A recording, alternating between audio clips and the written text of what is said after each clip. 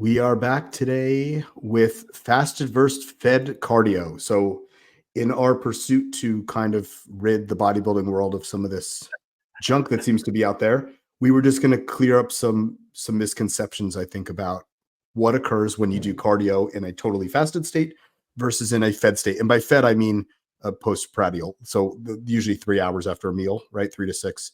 So Yeah. with some level of glucose in the blood. The data really doesn't support doing fasted cardio, and the studies are always on natural athletes. So I think that we could probably start there. What the gross difference is between the two. Yeah, I mean, like what you touched on, what we're going to hyper focus on here is probably natural athletes in this discussion, which is like general population. When you start adding in, I guess, stuff like alpha adrenergic agonists like your himbine or someone who's taking anabolic steroids or testosterone, then you start skewing the picture away from how the cell might be able to retain protein and preserve muscle protein and not lose lean tissue. In the context of a natural athlete, someone who's maybe competing in a natural federation who can't take yohimbine, who doesn't have any anabolics in their system, if they are doing, I guess, fasted cardio as a means to burn fat, to liberate fatty acids and then to oxidize them for energy, I guess it really depends on, first and foremost, how depleted that athlete is, so their glycogen stores, what the intensity of the cardio is, between what energy system is effectively fueling that level of cardio. So whether, we're at, I guess, zone 1, zone 2, where it's very high intensity, where you're primarily using glucose, and then obviously zone 3/4, moderate steady state intensity, where you're predominantly using fatty acids.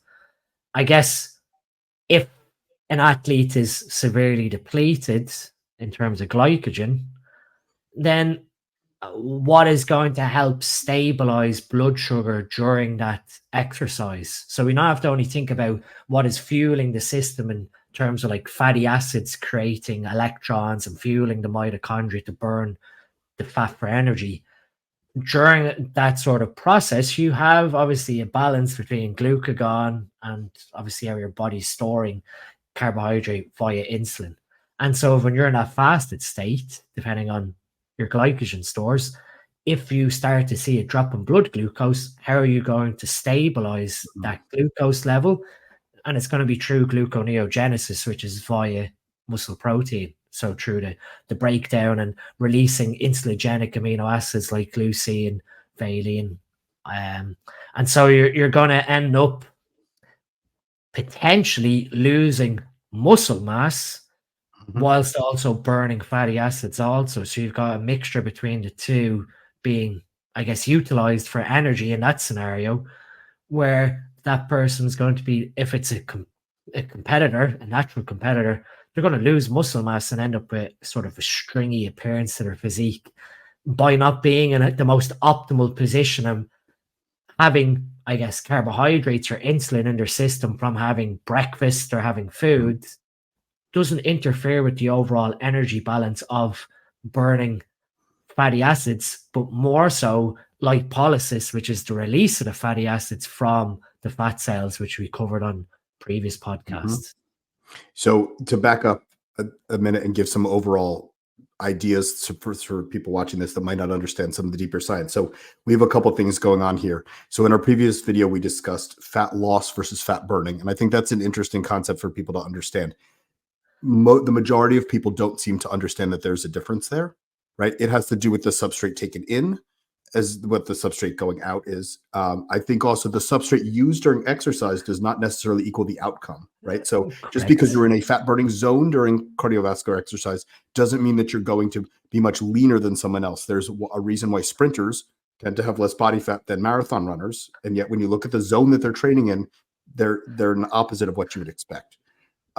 There's also some genetic stuff there as well. But I think when people look at it, the most simple way that I try to explain how fat loss occurs, so people can understand how this is relative, is that let's say that you need 2,000 calories to function on a daily basis. and you take in 1,700 calories. Well, your body doesn't all of a sudden just need 1,700 calories. It still needs that extra 300 calories. It's going to take that from somewhere. What dictates where it generally comes from is going to be if you train with weights, right? And if you eat enough protein.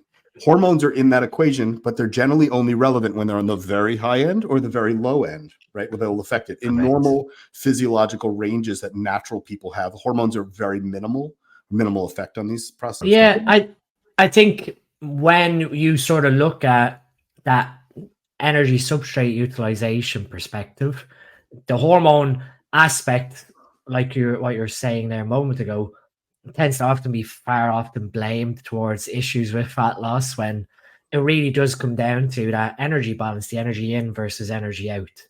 And without really going very, very technical, it all comes down to electrons, basically, of like your carbon, your hydrogen, your oxygen having electrons, that when these bonds are broken apart, they feed off the electrons into the electron transport chain.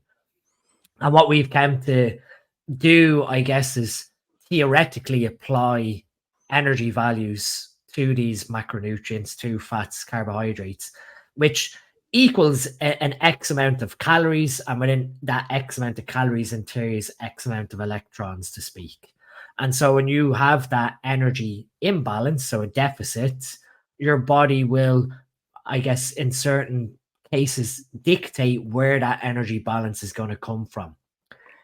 From a blood glucose perspective, it could be from glucagon causing glycogen to release glucose into the bloodstream that is used to stabilize your blood sugar. And I guess that's sort of where the myth surrounding like spiking your insulin halts fat burning.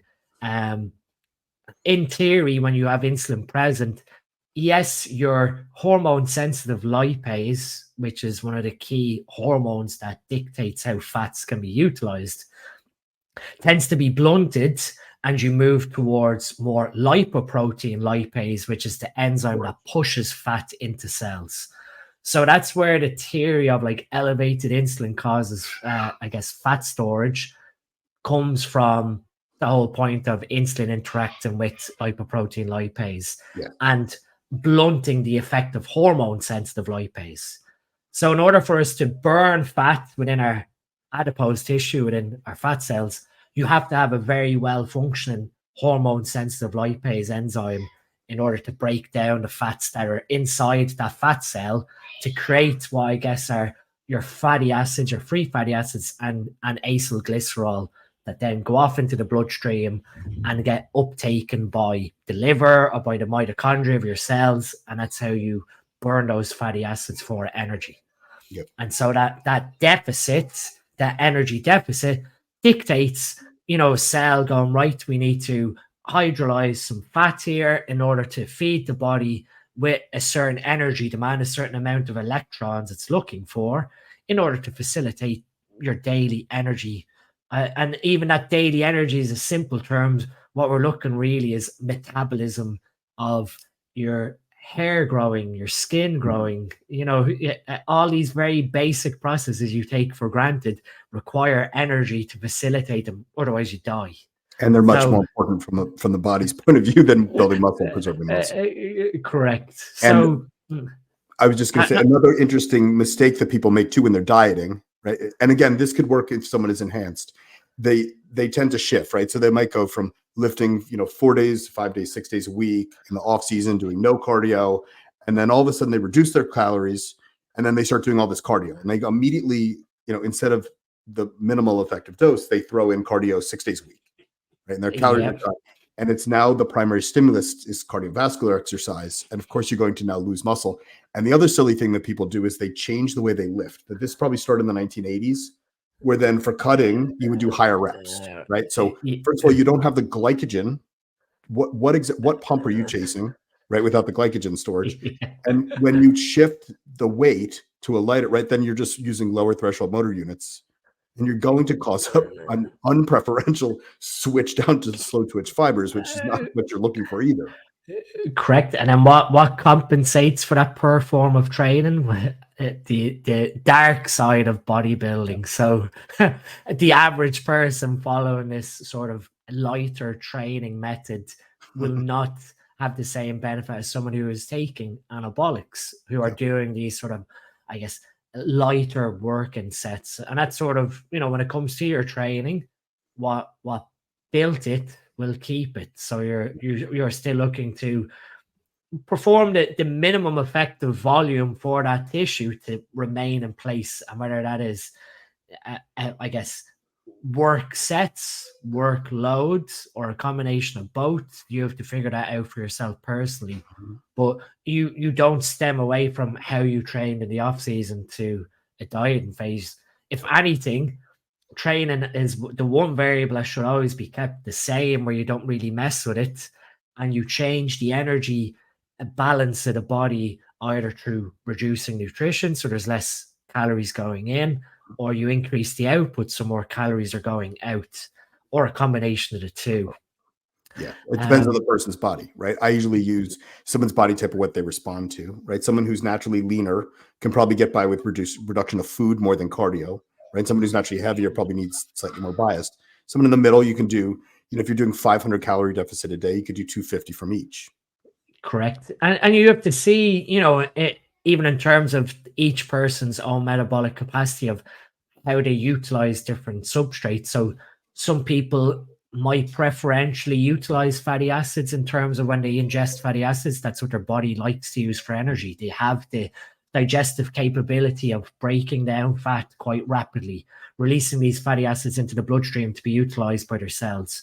And the other side, you have someone who's more predominantly a carbohydrate athlete who is going to prefer glycolysis, prefer utilizing carbohydrate as that energy source, which for the majority of bodybuilders would be the case.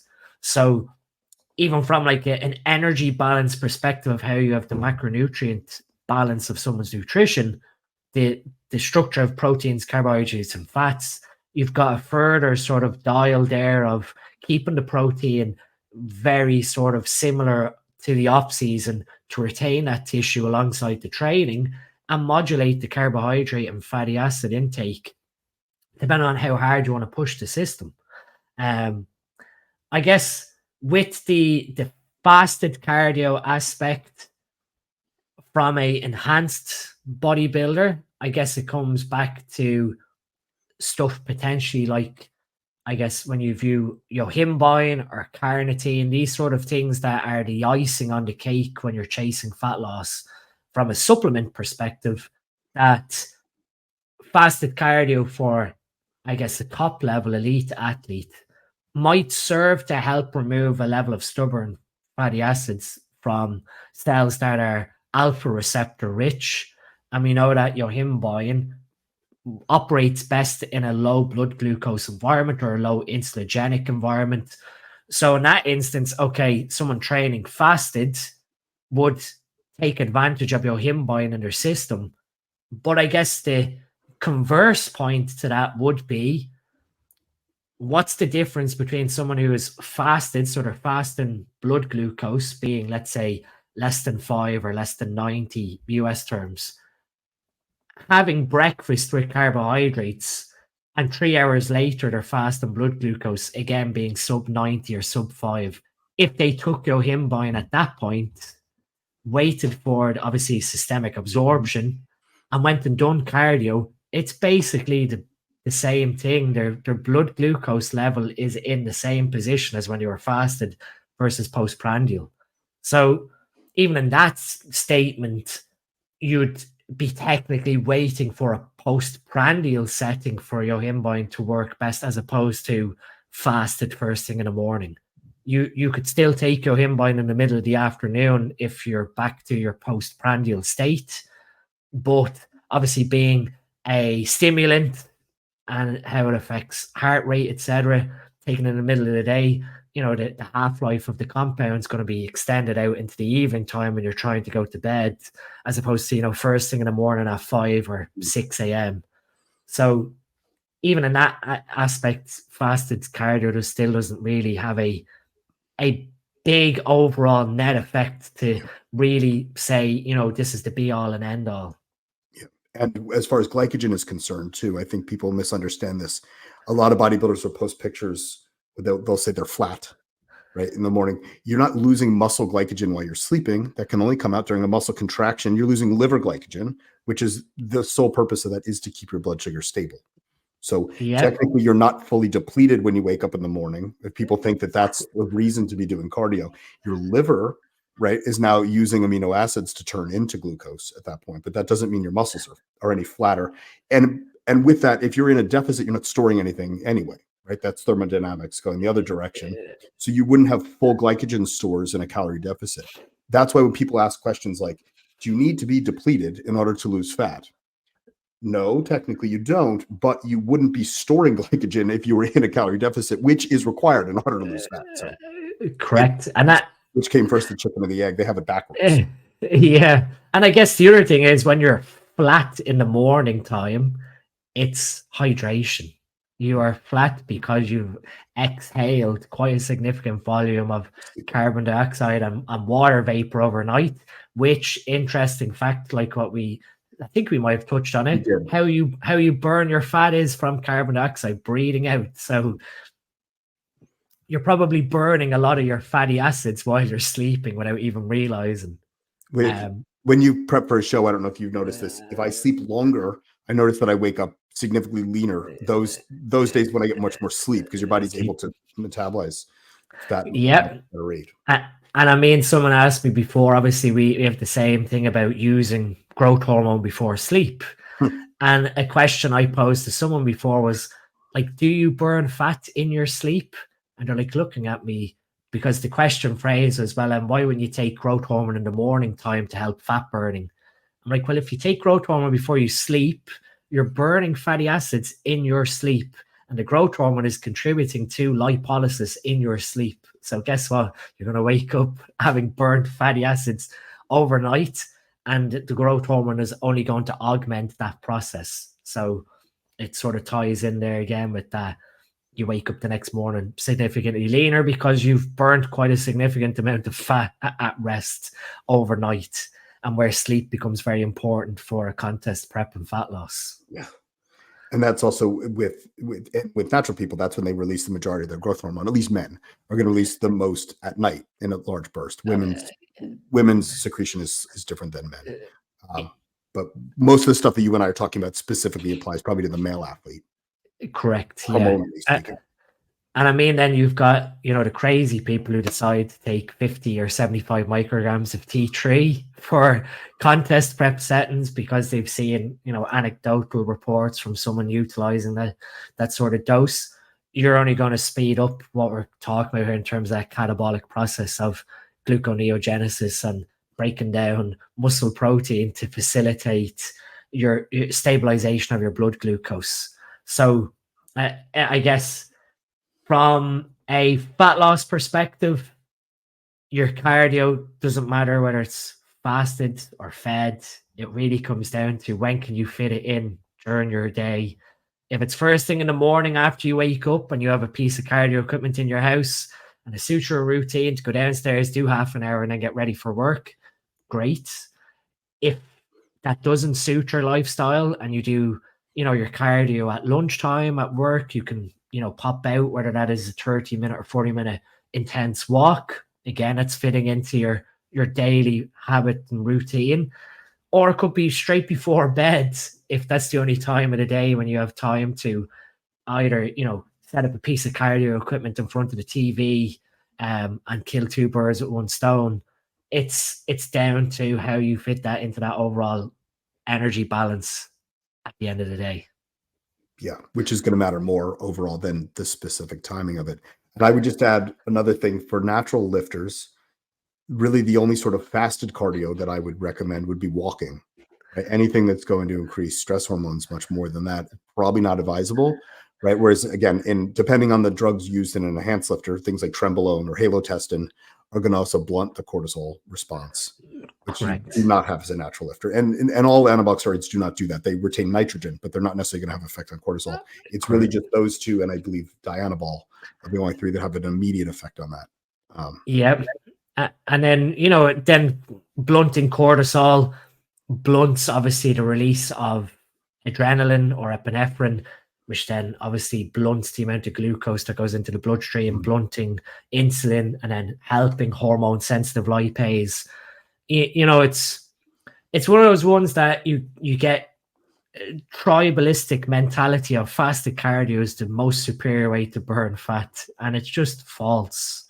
I mean, even looking at high intensity interval training and the epoch, the post exercise oxygen consumption after doing high intensity cardio, for a long time people were like, this is the most efficient way to burn fatty acids.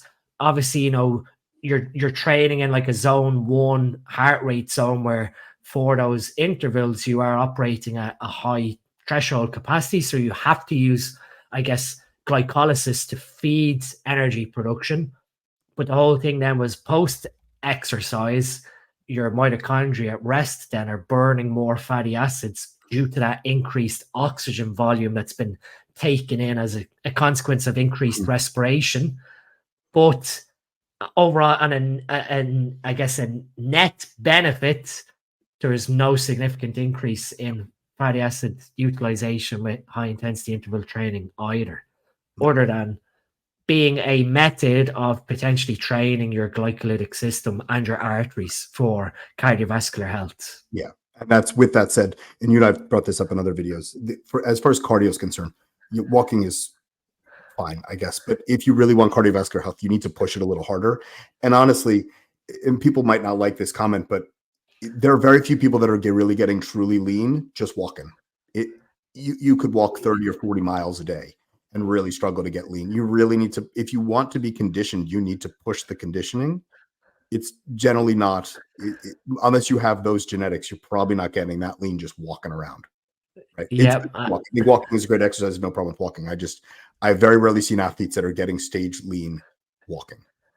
I guess it comes down to then when you approach cardio, just like we had an offline discussion, like steps. Steps is basically walking, and steps is just a way of making sure that an athlete doesn't get lazy. So you can standardize every single day you are walking or doing 10,000 steps. Like walking, 10,000 steps is 90 minutes of walking or 90 minutes of movement per day.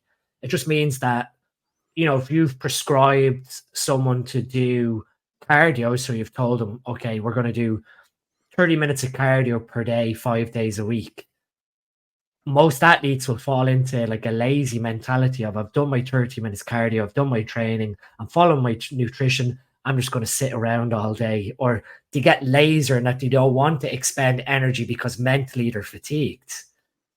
Having that step goal means that you can't sit on your arse all day, that you know that every day you have a standardized amount of movement that needs to be done. And then you know truly if you're in a deficit or not, because every single day you're moving for 90 minutes, you're doing X amount of cardio every day, you're eating X amount of food. If the rate of fat loss starts to drop off and you're not doing that movement per day, I guess the way to view it is 10,000 steps is about 10 minutes of walking. And 10 minutes of walking will burn maybe 20, 25 calories.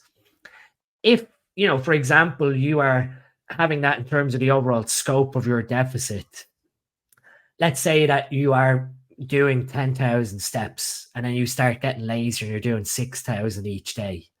You're missing 4,000 steps of activity, which effectively is 100 calories to speak.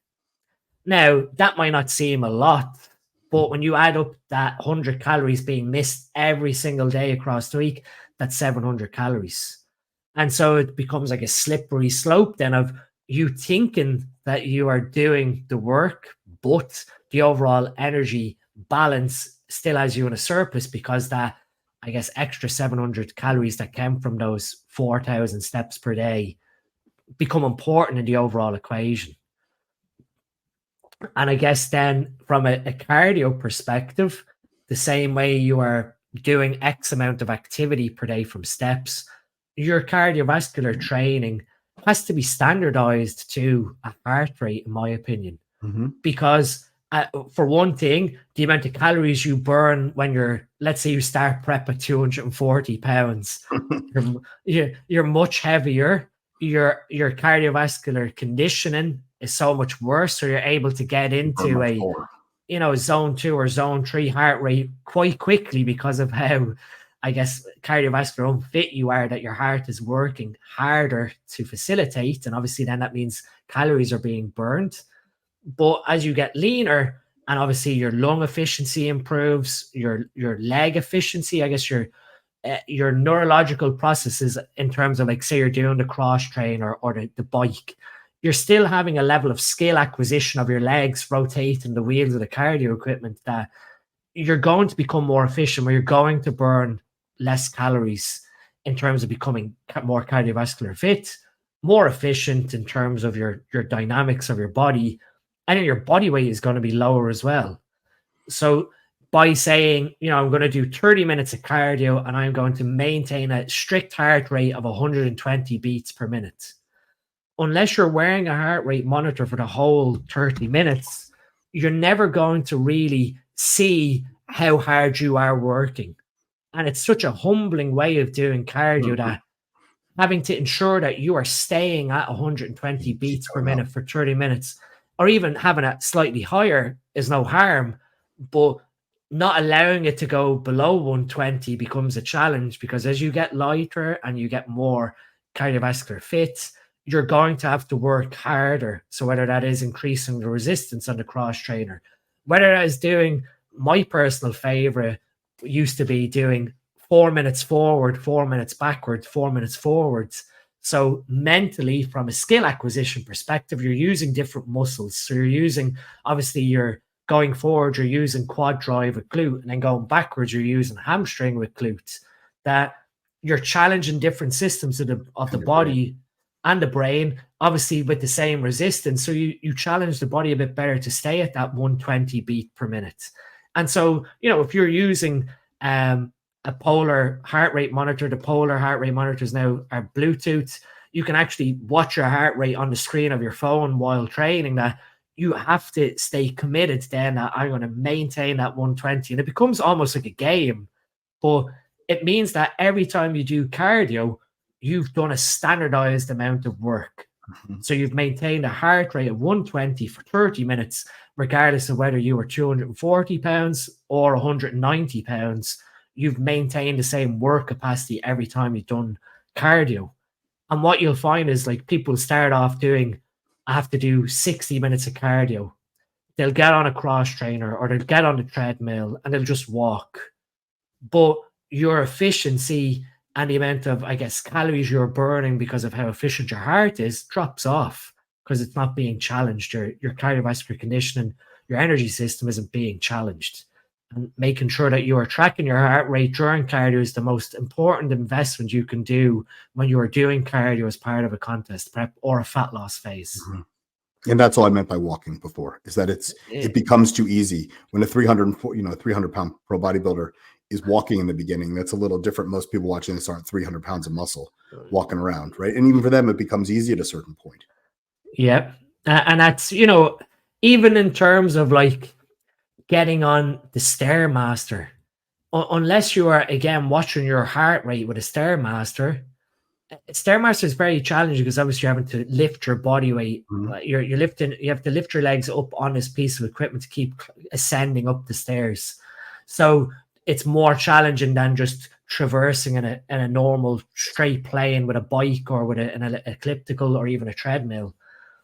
But similarly, if you start getting lazy and you start hanging over the edge of the cardio equipment, or you start holding the rails, or whatever way you want to bash people for doing cardio, you are getting more lazy. So you're not holding yourself accountable to that standardized work capacity. And that was, one of the biggest game changers for me personally when it came to structured cardio, was using heart rate as a standardized efficiency method of making sure that you're always staying humble to your work ethic with your cardio, not leaving yourself shortchanged when it came to the end of your prep. Yeah. And it can be looked at the same as lifting weights. It's progressive overload, right? You just need to continually improve if you want to actually improve at something and look better. Yep, absolutely. Well, with that, we can conclude this one, and we Yep. will resume on a different bro busting, myth busting episode next week. Yeah, I'm enjoying this. So I think we can close the door on a fasted cardio is a myth. Just do it when it suits your schedule. Yep, absolutely. Thank you so much, Dean. I will talk to you soon. Speak to you soon.